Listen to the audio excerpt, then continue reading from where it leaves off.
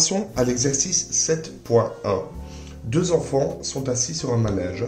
Le premier est assis sur un cheval placé à 1,50 m du centre du manège. Donc, on a le rayon 1 est égal à 1,5 m, tandis que le second est placé sur un vélo à 3 mètres du centre. Rayon 2 est égal à 3 mètres. Le manège fait un tour en 15 secondes. Donc, la période de ce manège est égale à 15 secondes. Détermine la période, la fréquence, la vitesse angulaire et la vitesse linéaire de ces deux enfants. Bien, la période est déjà déterminée.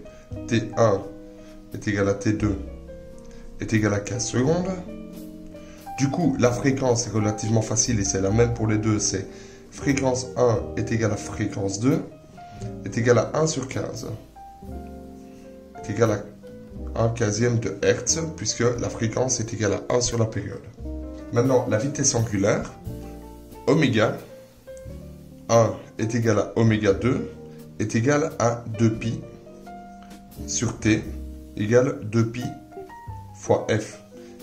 Et ça, c'est 2 quinzièmes fois pi radian par seconde. Donc on voit ici que aucune de ces données relatives au mouvement circulaire n'est différente entre le mouvement du premier mobile et le mouvement du second mobile. Par contre, ce qui va changer, c'est la vitesse linéaire, puisque la vitesse linéaire est fonction du rayon. Et donc, on aura V1 est égal à oméga fois R1, c'est-à-dire 2 quinzièmes de pi fois 1,5, et ça, c'est pi sur 5 mètres par seconde, et la vitesse V2 est égale à oméga fois R2. Et ça, c'est le double de cette vitesse-là, puisque R2 est le double de R1, et ça nous donne 2 pi sur 5 mètres par seconde. Et voici pour cet exercice. Exercice 2. Un synchrotron est un accélérateur à particules, où celles-ci suivent une trajectoire circulaire des rayons maintenus constants. Donc il s'agit bien d'un MCU, puisque le rayon est constant et que la vitesse est constante. Dans un synchrotron de diamètre 1,95 m, R égale 1,95 divisé par 2 mètres, les protons peuvent atteindre une vitesse tangentielle de 9,57 fois 10 exposant 6 mètres par seconde. A. Quelle est la période et la fréquence de rotation des protons? Pour la période, nous allons devoir utiliser le rapport T est égal à 2pi sur oméga. Mais oméga, nous ne le connaissons pas. Donc, oméga est égal à V sur R. Voilà, on utilise ceci. La période est de 6,4 fois 10 exposant moins 7 secondes. Pour la fréquence, c'est relativement facile puisque la fréquence est l'inverse de la période. La fréquence vaut 1,56 fois 10 exposant 6 Hz. Ok. Maintenant, on nous demande le point B. Quelle est l'orientation du vecteur accélération et quelle est sa norme, c'est-à-dire quelles sont les caractéristiques de ce vecteur? Eh bien, pour un MCU, l'orientation du vecteur accélération est toujours centripète. Et sa norme est déterminée par le rapport de V carré sur R que nous allons calculer. La norme de l'accélération vaut 9,8 fois 10 exposant 12 mètres par seconde au carré.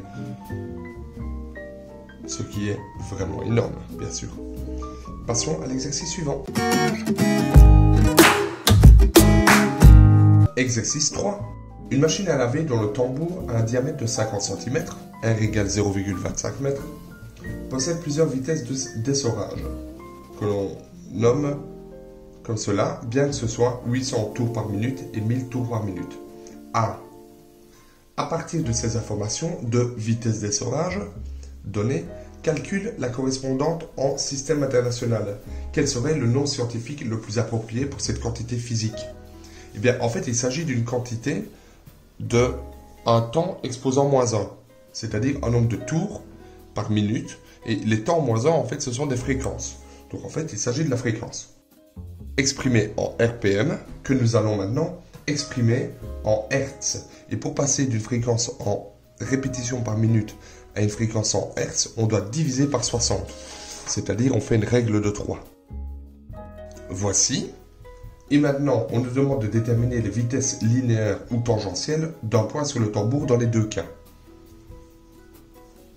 Eh bien, à nouveau, c'est très facile, puisque la vitesse vaut oméga fois r. Or, oméga est égal à 2pi sur t, ou 2pi fois f. Maintenant, nous avons les fréquences, donc nous allons utiliser 2pi fois f fois r. Voilà. Et donc, V800 est égal à 20,93 mètres par seconde, alors que V1000 vaut 26,16 mètres par seconde. Et voici pour l'exercice 3. Un vélo a une vitesse constante de 30 km/h. Ça, c'est notre exercice numéro 4. La vitesse du vélo est de 30 km/h, ce qui vaut 8,3 mètres par seconde. Les roues de ce vélo sont de 26 pouces, c'est-à-dire que leur diamètre est de 665 mm, c'est-à-dire 33,25 cm. Et ensuite, un catadioptre, c'est-à-dire une pièce lumineuse qui reflète la lumière placée sur la roue comme ceci,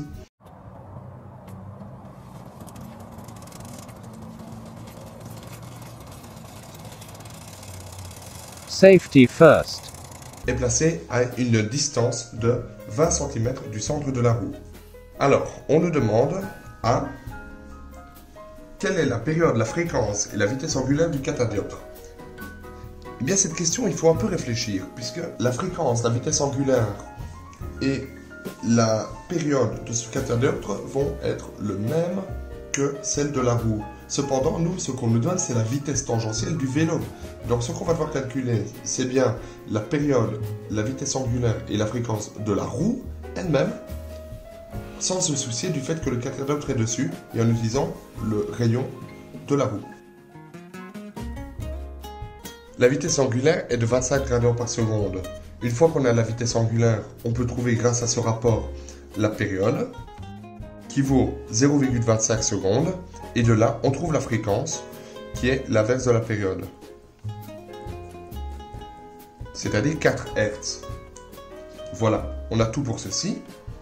Passons maintenant au point B, qui est de demander quelle est la vitesse tangentielle du catadioptre. On utilise à nouveau cette formule-ci, qui relie V, la vitesse tangentielle, avec la vitesse angulaire, et le rayon. Mais au lieu d'utiliser le rayon de la roue, ici, on va utiliser le rayon du catadioptre. Le catadioptre se déplace à une vitesse de 18 km/h. Et c'est tout pour cet exercice.